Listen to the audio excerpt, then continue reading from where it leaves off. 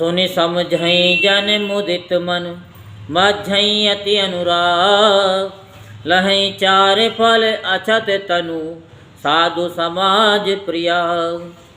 जो मनुष्य इस संत समाज रूपी तीर्थराज का प्रभाव प्रसन्न मन से सुनते और समझते हैं और फिर अत्यंत प्रेम पूर्वक इसमें गोते लगाते हैं, वे शरीर के रहते ही धर्म अर्थ काम मोक्ष चारों फल पा जाते हैं। मज्जन फल पेखिए तत्काला, काक होई बकौ मराला। सुनियाच रज करे जन कोई, सतसंगति महिमा नहीं गोई। इस तीर्थ राज में स्नान का फल तत्काल ऐसा देखने में आता है कि कौवे कोयल बन जाते हैं और बगुले हंस।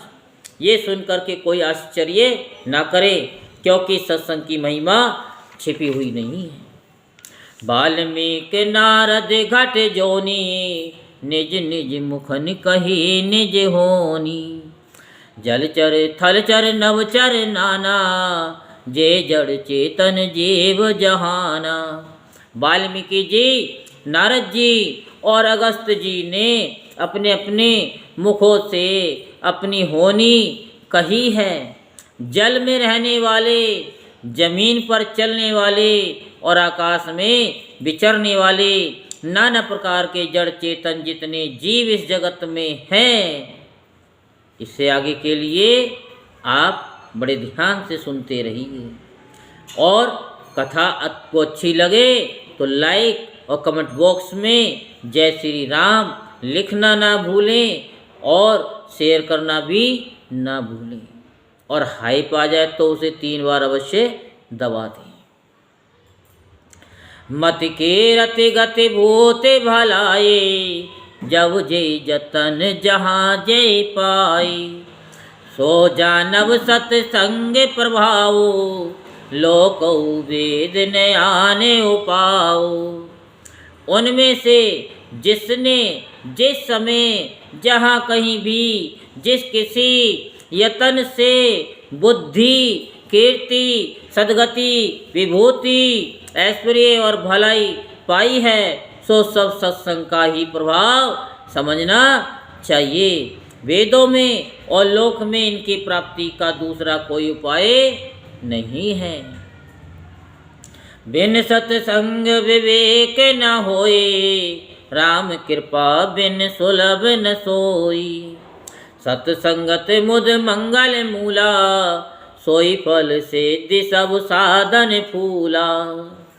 सत्संग के बिना विवेक नहीं होता और श्री राम जी की कृपा के बिना वह सत्संग सहज में मिलता नहीं है। आप बड़भागी हैं जो आपको ये कथा सुनने को मिल रही है। सत्संगति आनंद और कल्याण की जड़ है। सत्संग की प्राप्ति ही फल है और सब साधन तो फूल है। सट सुध रही सत्संगति पाई, पारस परस कुधाते सुहाई। विधिवश सुजन कुसंगत परही, फनि मनि सम निज गुण अनुसरही। दुष्ट भी सत्संगति पाकर सुधर जाते हैं। जैसे पारस के स्पर्श से लोहा सुहावना हो जाता है, सुंदर सोना बन जाता है। किंतु देव योग से यदि कभी सज्जन कुसंगति में पड़ जाते हैं तो वे वहाँ भी सांप की मणि के समान अपने गुणों का ही अनुसरण करते हैं। अर्थात जिस प्रकार सांप का संसर्ग पाकर भी मणि उसके विष को ग्रहण नहीं करती तथा अपने सहज गुण प्रकाश को नहीं छोड़ती, उसी प्रकार साधु पुरुष दुष्टों के संग में रहकर भी दूसरों को प्रकाश ही देते हैं। दुष्टों का उन पर कोई इम्प्रेशन नहीं पड़ता, प्रभाव नहीं पड़ता। विधि हरि हर कवि को विद्वानी, कहत साधु महिमा सकुचानी। सो मोसन कही जात न कैसे, साक बनिक मनि गुण गण जैसे। ब्रह्मा, विष्णु, शिव, कवि और पंडितों की वाणी भी संत महिमा का वर्णन करने में सच्चाती है। वह मुझसे किस प्रकार नहीं कही जाती, जैसे साग तरकारी बेचने वाले से मणियों के गुण समूह नहीं कहे जा सकते। बंदौ संत समान चित, हित अनिहित नहीं कोय, अंजलि गत शुभ सुमन जिमि, सम सुगंध कर दोई। मैं संतों को प्रणाम करता हूँ, जिनके चित्त में समता है, जिनका ना कोई मित्र है और ना शत्रु।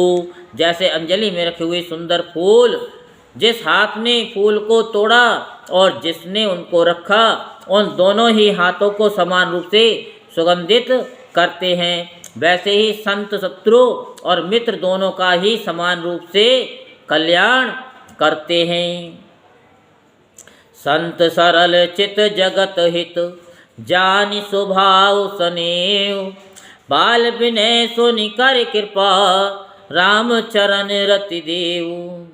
संत सरल हृदय और जगत के हितकारी होते हैं। उनके ऐसे स्वभाव और स्नेह को जानकर मैं विनय करता हूँ। मेरी इस बाल विनय को सुनकर कृपा करके श्री राम जी के चरणों में मुझे प्रीति दें, और जो YouTube के माध्यम से, फेसबुक के माध्यम से सुन रहे हैं, उनको भी श्री राम जी के चरणों में प्रीति दें। जय श्री राम, बन जाए सबके काम।